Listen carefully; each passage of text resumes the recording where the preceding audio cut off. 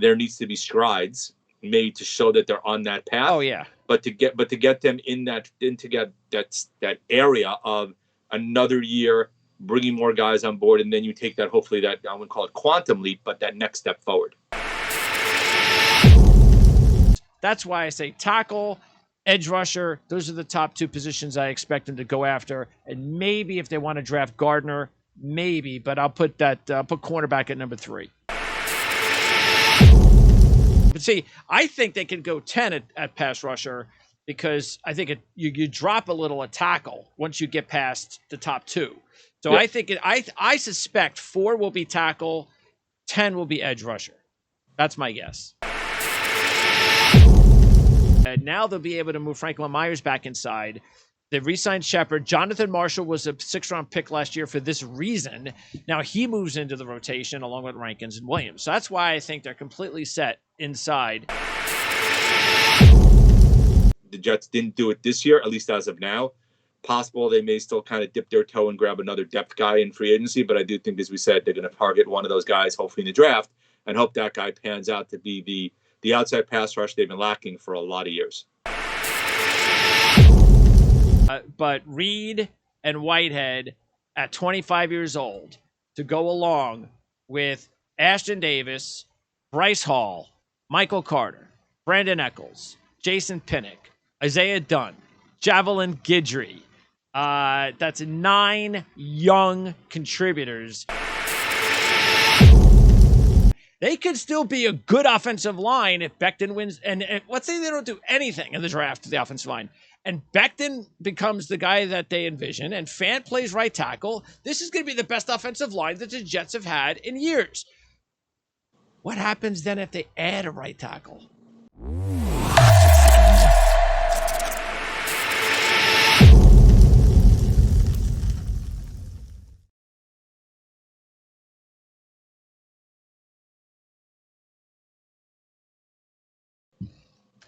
It's finally time to talk New York Jets football. Once again with Jan Levine here on Jets FM on the OFN.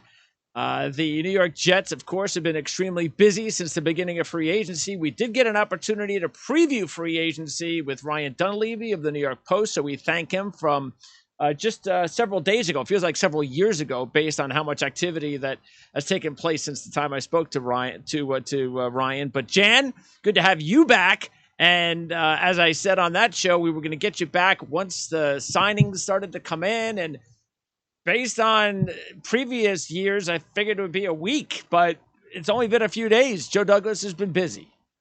Absolutely. Well, he went into it with a lot of money. I'm quite curious to see how accurate your predictions were originally in terms of what you and Ryan discussed. It'd be interesting to kind of compare and contrast what's happened. And clearly they call it the silly season for a reason. And given not just the Jets, but the moves that we've seen across the landscape of the NFL. I mean, starting with Tom Brady's retirement/unretirement and just going from there.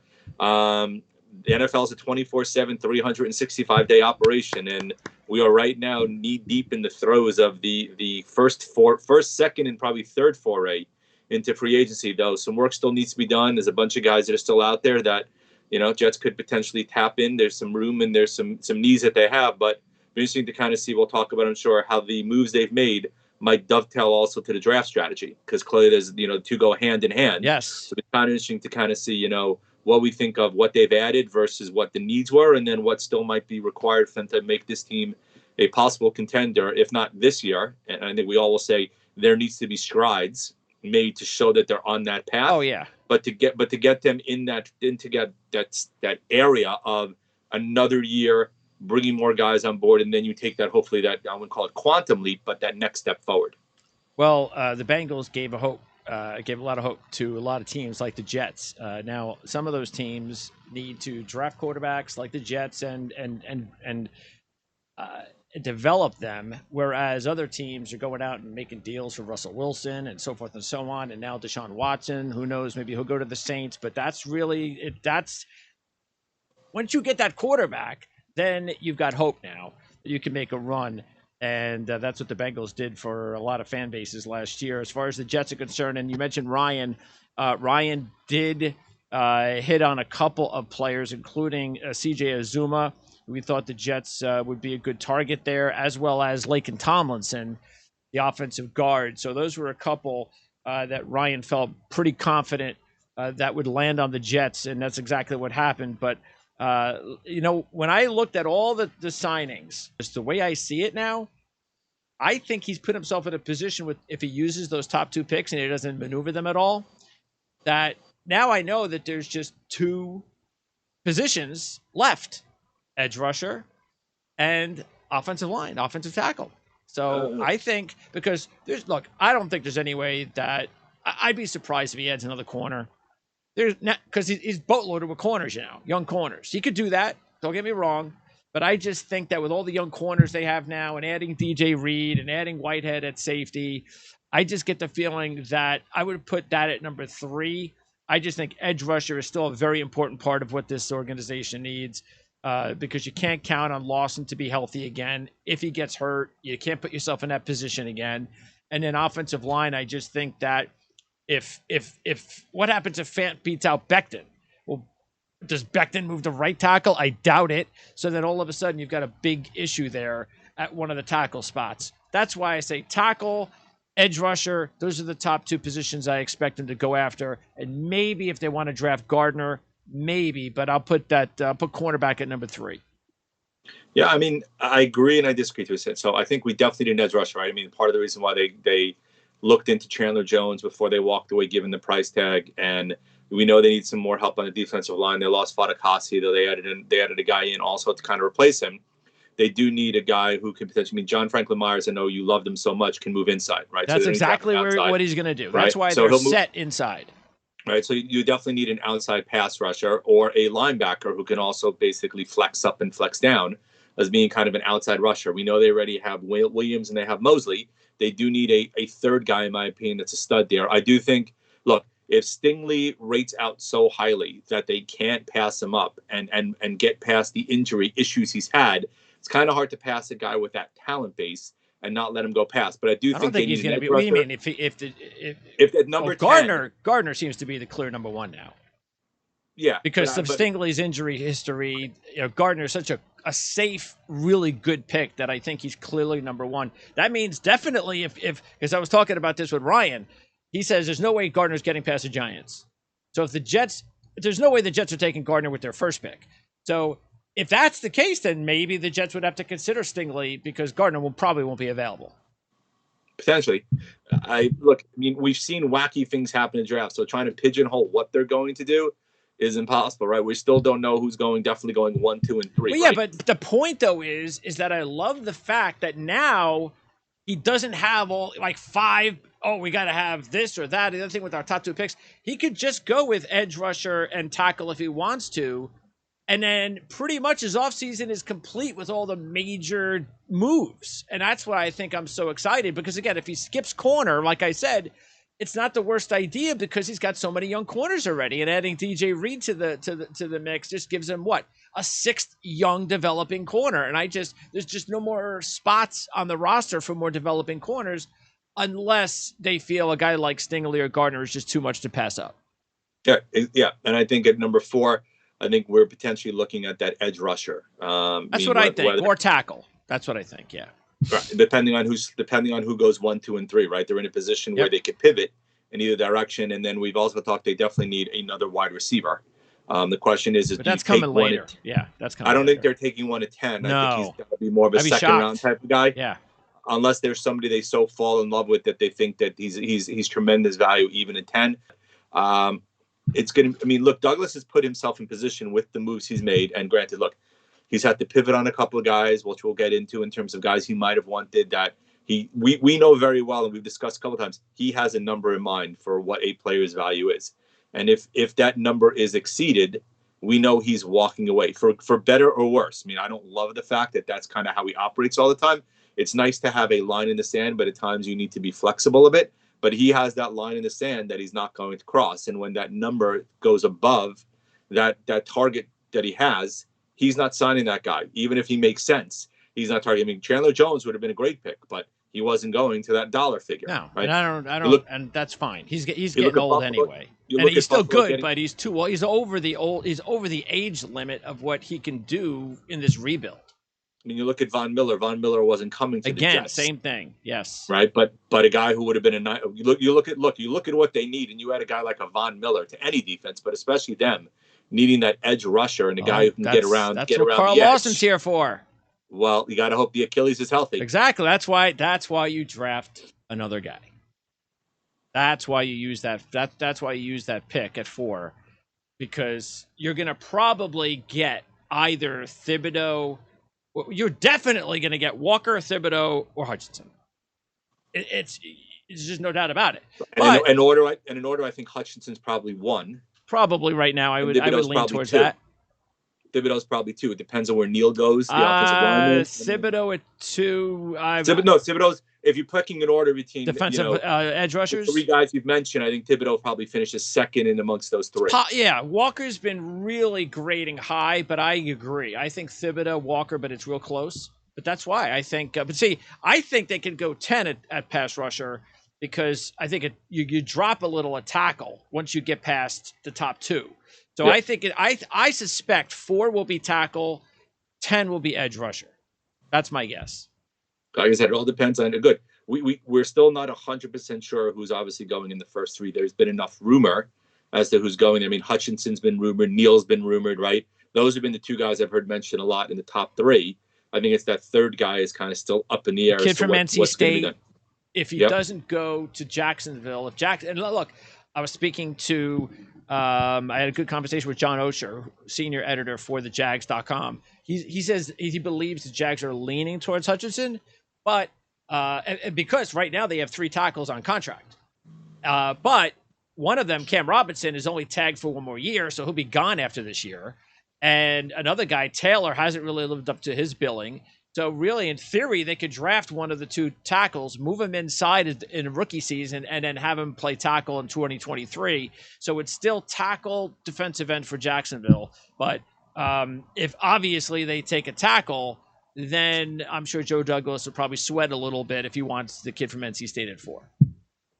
Could be. I mean, that seems to be a likely occurrence. I mean, I don't foresee them trading down. I mean, look, we all think that Douglas loves getting that extra draft capital. I just don't know whether or not I agree. 4 and 10 he's going to do it. Yeah, I think he could trade down at 10 only because if he wants an edge rusher, it's such a deep class of edge rushers that if he feels like the top 3 guys are gone at that point, I can see that happening. Even though, again, where Karlaftis goes or Jermaine Johnson goes, that's all preference, and I could, who knows? But it's a great class of edge rushers. There's just no way the Jets are going to get past their top, say, 2 or 3 picks without getting one. And you have to hope that what happens is that a couple of the quarterbacks in pre-draft, and private workouts dazzle, right? And teams start to get a little antsy, as they always do. Hopefully. And want to move up to get one. Then maybe 10's a good spot for that. Yeah. Right. Yeah. All right, so let's talk about these moves. Okay, so, by the way, speaking of edge rushers, they added Jacob Martin. And even though it's a 3-year, $13 million, $6 million guaranteed deal, you might look at that and go, oh, that's going to be some sort of a major contributor. Not major, but he will be a contributor. That's one of those guys that's basically going to be a pass rush specialist. He's going to be a guy that's going to come in on passing downs. He's only got 13.5 career sacks. So I think he's also going to help on special teams a little bit. So he started 14 games last year, which was the most he's ever started. I think he had one start in the previous 3 years, but that was with Houston. So, but that's it. And then Shepard they bring back at defensive tackle. So that's what they have done as far as the interior up front on the defensive line. And keeping in mind, as you said, now they'll be able to move Franklin Myers back inside. They re-signed Shepard. Jonathan Marshall was a 6th-round pick last year for this reason. Now he moves into the rotation along with Rankins and Williams. So that's why I think they're completely set inside. Now, with Carl Lawson, Huff on the outside, you now add Martin. That you definitely need a top number 2 guy to pair opposite Lawson. So that's why I think edge is such an important part. But Martin is really the only added piece. I kind of equate him to Huff. I think Huff and Martin might be the kind of pass rush specialist type of guys that you see on passing downs. Yeah, and as you said, they'll rotate guys in as we see. I mean, Williams will be on the field pretty much all the time. You're going to have Lawson probably on the field, healthy, knock on wood, all the time. And then from there, we're gonna have to see what ends up happening from there. I mean, the Fadakasi, they let him go 3 years, 30 mil, 20 guaranteed. That seems to be the general marketplace for guys of that ilk. There's a couple of guys who went this year at a similar figure. They decided that you said they'll move Franklin Myers inside. They're going to focus more on the external, on the outside pass rusher. Other than Eddie Martin, which is second, third tier guy who maybe gets a little bit of a pass rush, you can rotate him with Huff. Didn't necessarily fulfill that position yet, and that we all know getting an outside pass rusher who can be dominant is probably one of the hardest things in the NFL to find, along with a blindside blocker. I mean, those two areas are the things that every team is always looking for, hard to find, which is why Chandler Jones can still command the amount of money he still can command, because they don't grow on trees, and finding guys like that is very difficult. The Jets didn't do it this year, at least as of now. Possible they may still kind of dip their toe and grab another depth guy in free agency, but I do think, as we said, they're going to target one of those guys, hopefully in the draft, and hope that guy pans out to be the outside pass rush they've been lacking for a lot of years. At linebacker, I haven't heard anything about Jared Davis, and I only mention him because of the fact that I really do think at linebacker, based on the fact that they get Najee Dean and Sherwood back healthy, Quincy Williams had an opportunity to play, so he had his moments, and obviously C.J. Mosley. I think you add another linebacker and that's it, but it's not going to be a high pick. That's not what this defense does. It's all about the defensive line. But adding another linebacker at some point, I think, is important. You probably can do that in the middle rounds, unless they re-sign Jared Davis, because again, it was an injury. That's all it was. So I don't know what they think about Jared Davis, but so far he's still available in free agency. Yeah, I mean, Salah and Oberka, we've seen, love taking third, fourth, fifth round guys and slotting them in their lineup, right? They did it in San Francisco. They did it last year here. It's something that they are, I wouldn't say they're experts at, but they're pretty good in terms of adding guys of that ilk and having them fill slots. And given the number of picks the Jets have, that's the likely target of where they'll try to find guys that fit the system that they can just slide into the roster. Now, in the secondary, as I mentioned, you have DJ Reed and Whitehead joining the group, and those are great moves. And what you love about him is that DJ Reed's 25 and Jordan Whitehead's 25. So you'll love to get guys like that who are entering their first big chance to cash it in free agency. Whitehead and Reed are both coming off their best back-to-back seasons of their career, which is what happens. The first couple of years, they didn't really do much. Obviously, Reed's got the ties to Salah, San Francisco, and so forth, so he knows them. But Reed and Whitehead at 25 years old to go along with Ashton Davis, Bryce Hall, Michael Carter, Brandon Eccles, Jason Pinnock, Isaiah Dunn, Javelin Guidry. That's 9 young contributors. And the old guy in the group is LaMarcus Joyner, hoping to come back strong after the injury last year. That's 10 guys already in the secondary. So I don't know. I think this kind of rules them out of any potential Kyle Hamilton move at 4. I just don't see that happening now with Whitehead on board. But I guess you never know, especially because Hamilton's the type of guy that can actually, be that hybrid. He doesn't necessarily have to play back because he's not. He's going to play more towards the line of scrimmage. So I wouldn't be shocked if Hamilton was picked either. It's not a specific need, but it might just be one of those athletes and rare players, or as Salah said, what did he call it? When he was talking about him, he called it, I forget, unicorn. Those unicorns don't come along very often, and maybe he would be too good to pass up at 4. Well, so let me a couple of things. So Hamilton, as a Notre Dame fan, I watched Hamilton a lot. I mean, he is as don't good. Bring up Notre Dame to me, please. After last night, go ahead. Yeah, well, yeah, I have friends of mine who are Rutgers fans. Who graduated. I haven't called them yet. I haven't even bothered calling him yet. But he's a guy who basically look. If you think he is that good, and you think at that spot he is the best player at that spot, and will make your defense markedly better, then irrespective of the depth that you have at that spot, then you take him. Right? Look.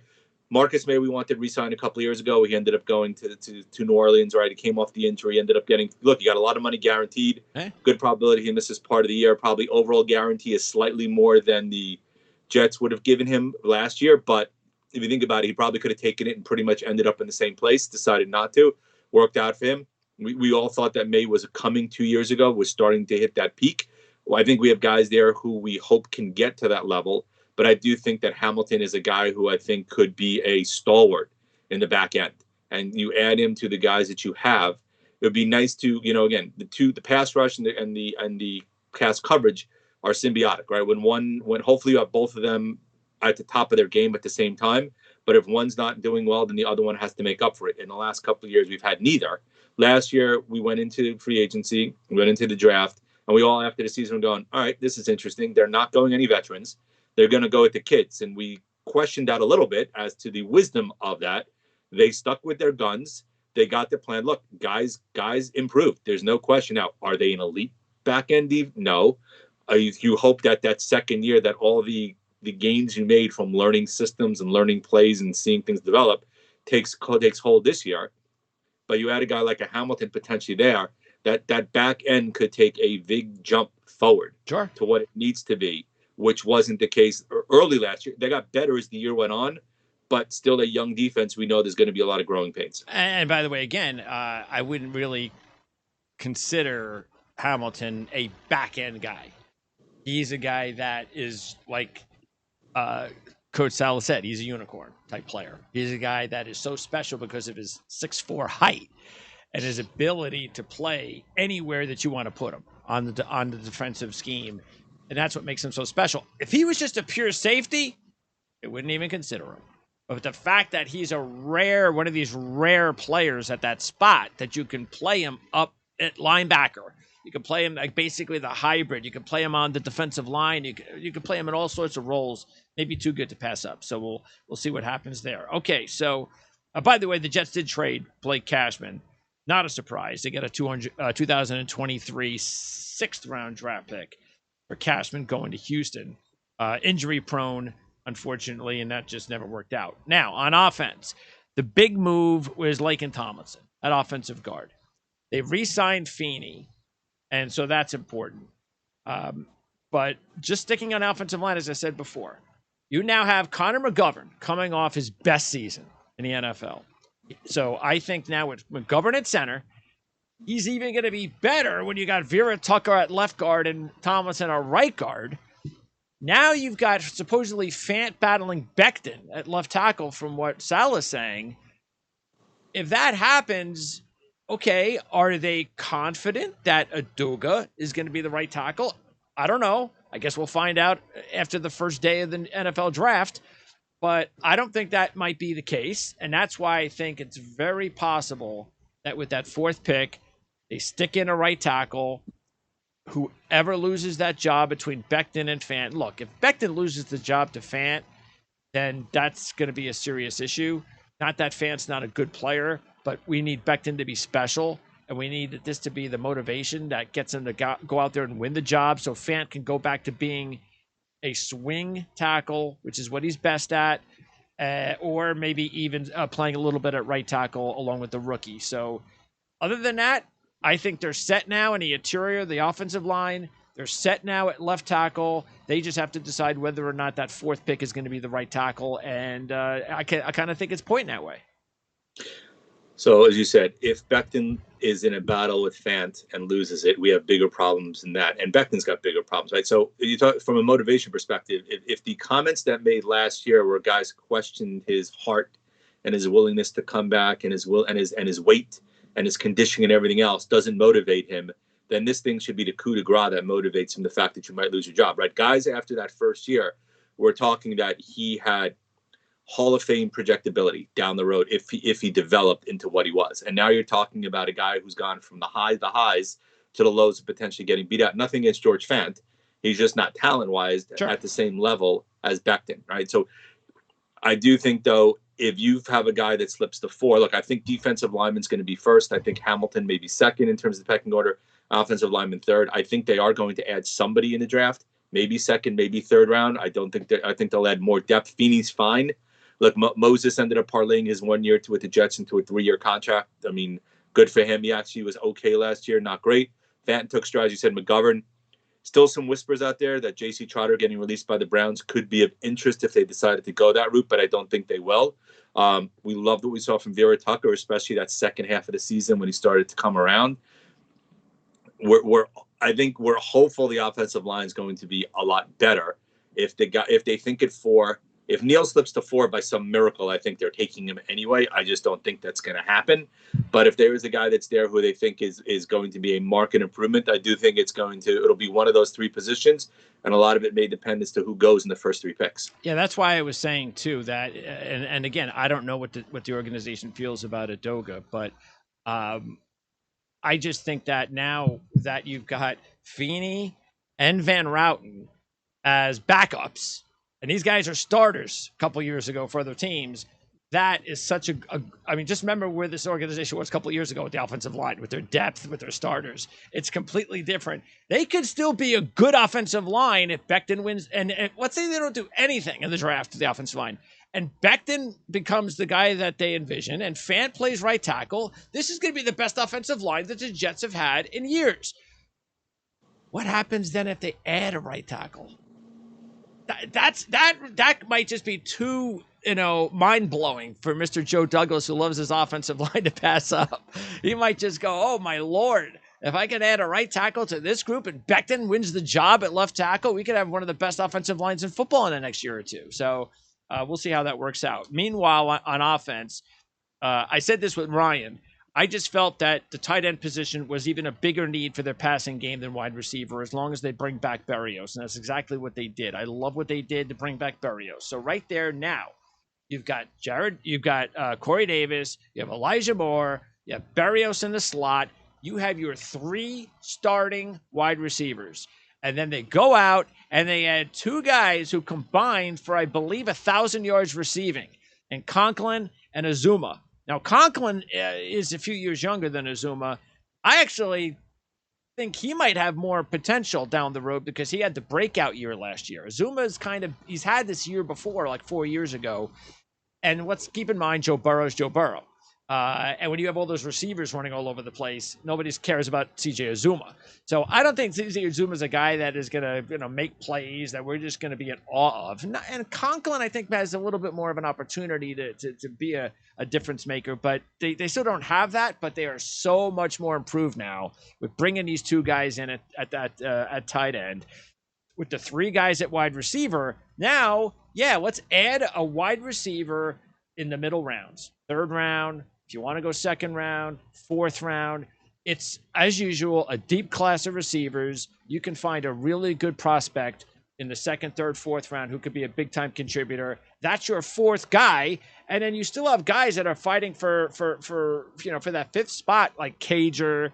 They like Jeff Smith. We have no idea what they're going to do with Denzel Mims, and I have no idea if they're going to bring back Keelan Cole as well. So I think they add a receiver in the early to middle rounds, and that's it. It's not going to be in the 1st round, though. Depends on what kind of receiver is available. I mean, look, it all depends if they drop down and trade down as well. Look, they need a tight end desperately. I think we all agreed and we all knew that, right? So Zuma is probably being brought in not just for his on-field play, but for his off-field leadership. He's known for a guy who's really good in the locker room, who's a good leader. Going to the New York market, suppose he's good for him also, because suppose he wants to get into the media business down the road. So this is kind of a double benefit and a win for him. Conklin, yeah, he definitely took strides last year, ended up having a breakout season, parlayed that into a solid. I mean, the Jets didn't break the bank necessarily with either one of them. No. I would say, I mean, Tomlinson is the biggest off gave, and you can argue 340 with the 30 guaranteed is right in line probably what he should have gotten. So Douglas stayed to the line where he wanted to go, didn't overspend, gave them some cap flexibility still. They've brought back Berrios, which is great because, look, I thought they'd go 3 years on Berrios. Interesting, they only got him for 2. If they had lopped on the 3rd year for 8 and gone 320 as opposed to 212, I don't think anybody would have blinked based upon what they thought he brought last year, not just from reception-wise, but clearly from returning kicks, etc. Pro bowler. Pro bowler on special teams. Was a difference maker there. Look, I mean... And by the way, don't forget, he did all that in those last few games of the season when we didn't have any other receivers out there. Yep. That's even more impressive. So that means when opposing defenses are zeroing in now on Corey Davis and the tight ends, then all of a sudden that's going to make things even that much easier for Braxton Berrios. And look, I just think that adding another receiver is a luxury right now for this franchise. It's a luxury. They have other specific needs. Like I was saying to Ryan, right now, a few days into free agency, don't you think Mac Jones would love to have Braxton Berrios, Corey Davis, and Elijah Moore on his roster? He doesn't have any really good game-breaking receivers at all. And that's why I think it's funny when Jet fans talk about the need for wide receivers with the Jets. No, go to some of these other teams and tell me if the Jets need a wide receiver. Well, to me, it's a luxury. Let's just say, if I could get DK Metcalf, I would go out and get DK Metcalf. Yeah, all right, so yeah, but you can find those guys. Metcalf was a second rounder. You can find. That's what I was saying. You can find those guys in the second and third round. And so is Tyler Lockett also. There you go. So. Right. So obviously, look, all of this talk it comes down to one thing, and we both know that, right? Does Zach Wilson take that next step forward? I think he will. He now has the pieces, hopefully, around him to improvement over last year. He's got an offensive line, hopefully, that will be an improvement. Now we need to see that the things we saw a little bit towards the latter part of last year, does that start to become the norm, right? Do the mistakes start to become minimal, and does he start to build on what we saw the last couple of weeks of the season? Yeah, I feel confident about that, but we have more than enough time to talk about it. We have a couple minutes left. So they re-signed Flacco and White. Perfect. Thought that's exactly what they should have done, and they did it. So they've got two backups that can come in for a game or two, and I think the Jets would be fine in those situations. And then also running back. So they bring back Coleman, which is not a surprise. We now know what they're trying to do here. Michael Carter's clearly the number one, but this is also, just like wide receiver, I think in the second round, the third round, the fourth round, the fifth round, add another running back because, Ty Johnson, Tevin Coleman, they're okay. They're all right, but they're not special. They're not game breakers. They're not going to do anything to scare the opposition. So why not take a chance on a flyer? Running backs, I mean, every year you find them in the middle rounds in the draft, and they become really good players in the NFL. So I'd like to see them actually add another running back at some point. Well, first of all, you were the one who had the Ty Johnson love last year. So interesting you start referring to him as nothing special. Well, now. He didn't take off, but now he at least is better than he was at Detroit.